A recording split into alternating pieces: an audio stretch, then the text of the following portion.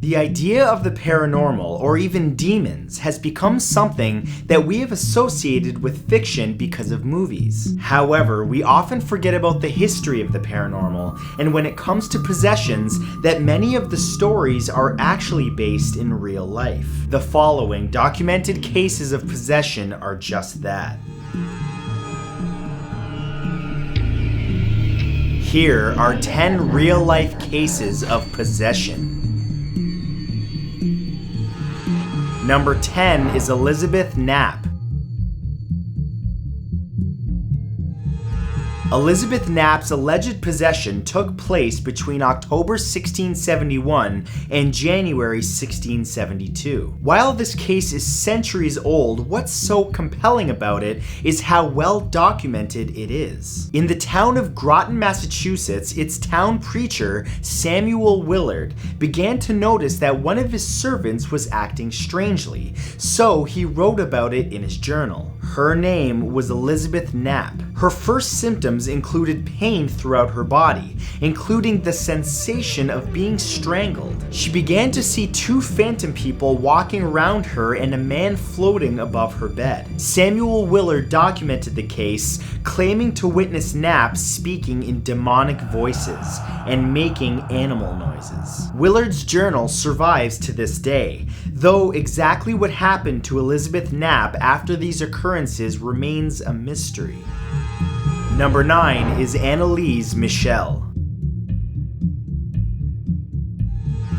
The case of Anneliese Michel's possession caused widespread controversy in her home country of West Germany. Diagnosed with temporal lobe epilepsy at the age of just 16, she and her family were convinced that her symptoms of convulsions, hearing voices telling her to rot in hell, drinking her own urine, and eating insects were all signs that she was possessed. A priest named Ernst Alt was given permission to carry out 67 exorcisms. After her death in 1976, the autopsy revealed she was suffering from starvation and dehydration. Though the priest and Anneliese's parents were found guilty of manslaughter, they did not go to prison. The priest claims that Anneliese was cured just before she died, while others suggest that this case is a prime example of superstition leading to people to commit terrible acts. Number 8 is Anna Eckland.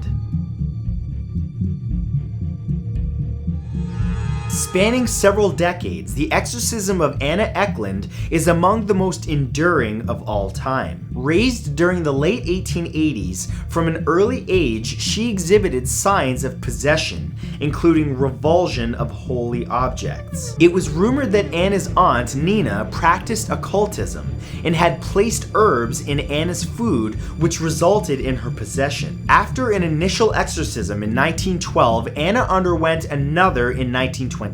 Her behavior during the exorcism was violent and included levitation, howling, and hanging from a doorway. Further exorcisms took place where Anna reputedly spoke in different languages and claimed to have been possessed by her own father. On December 23rd of that year, Eckland was reportedly cured of her demonic affliction and returned to a quiet life. However, the horrors of what happened to her remain fresh in many people's minds to this day.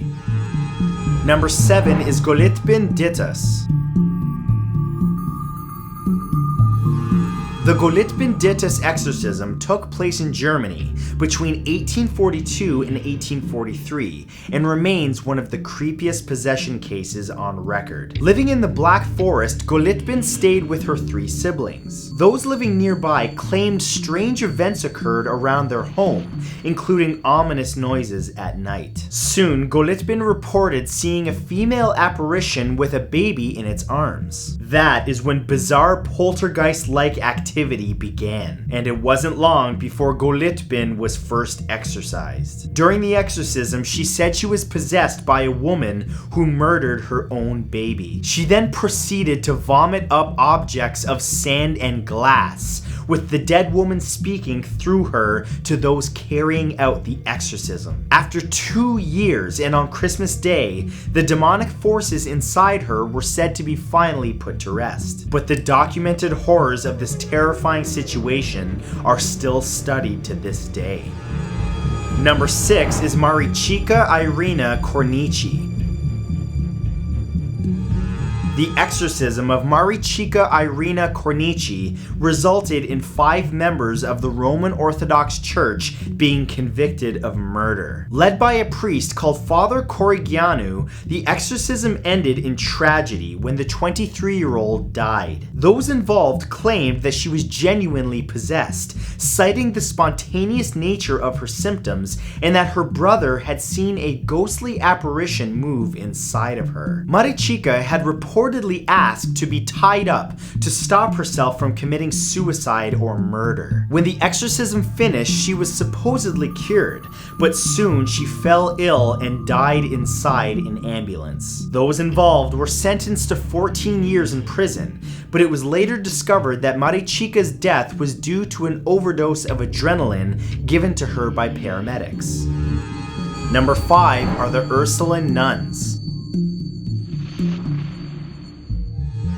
While most possessions involve an individual, the case of the Ursuline nuns in 1611 is a well-documented instance of mass possession. It began with a 17-year-old French nun called Madeleine. Rumors persisted that she had had an affair with the priest at a former convent. When she was moved to another convent in order to stop the scandal, she began to exhibit possessed behavior. This included convulsions in destroying religious objects. Within the isolated convent, 3 other nuns exhibited the same behavior, and by the end of that year, 8 of the nuns at the convent were declared possessed. During several of the exorcisms, Madeleine revealed that her lover, Father Gaufridi, had made a pact with the devil. The priest was executed by being burned at the stake. And the moment that happened, Madeleine's possessed behavior suddenly stopped.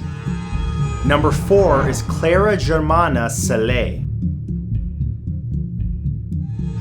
Clara Jimana Saleh was a South African girl who became involved in a notorious possession case. She claimed that at the age of 16, she made a pact with the devil, and this was the reason for her possession. The religious staff of the mission where she lived documented the case and claimed that she could speak languages that she had not previously known. Allegedly, she suddenly understood Polish, German, French, as well as other languages. While being unable to tolerate holy objects and showing the extraordinary strength often associated with possession cases, it was Clara's ability to psychically reveal individuals' deepest and darkest secrets which caused the greatest stir. When an exorcism was finally performed, it took 2 full days, during which she attempted to strangle the exorcist. It was said that at the end of the ordeal, she was finally cured, although nobody really knows for sure. Number 3 is Michael Taylor.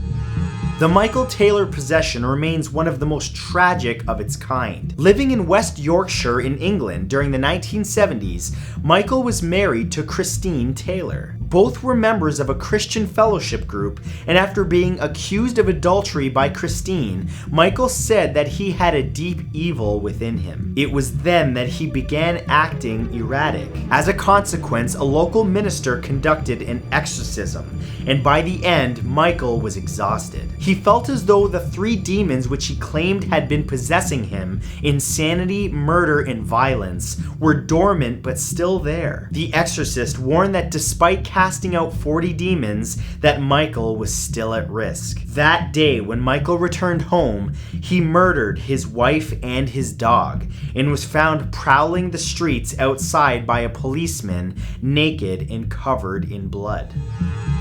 Number 2 is Roland Doe. Roland Doe's possession was the inspiration for the 1973 classic The Exorcist. The trouble began when Roland's Aunt Harriet introduced him to a Ouija board before she died. After Harriet's death, strange noises were heard around the house and objects allegedly moved on their own. all while Roland was in the vicinity. An exorcism was then carried out, during which Roland broke his restraints, pulling out a bed spring from the bed and then stabbed the priest carrying out the ritual. Another exorcist saw the words hell and evil appear on the boy's skin, while Roland used a demonic guttural voice. To this day, this case remains one of the least understood, most disturbing, and horrific of all time. And number 1 is the Son of Sam.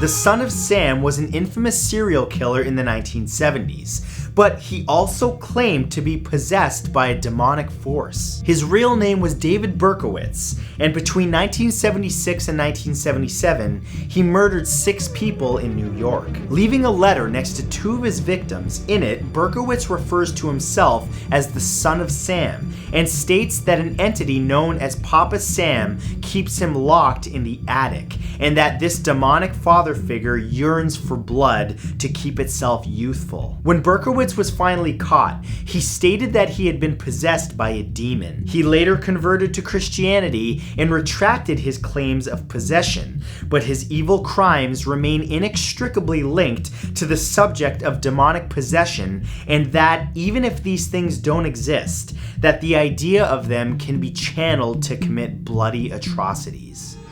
So, those were 10 creepy real-life cases of possession. And if you enjoyed this, remember to give it a thumbs up. Also, be sure to subscribe to my channel and turn on notifications by clicking the bell beside the subscribe button so that you never miss a thing, because I release new videos all the time. Thank you for watching, and sweet dreams.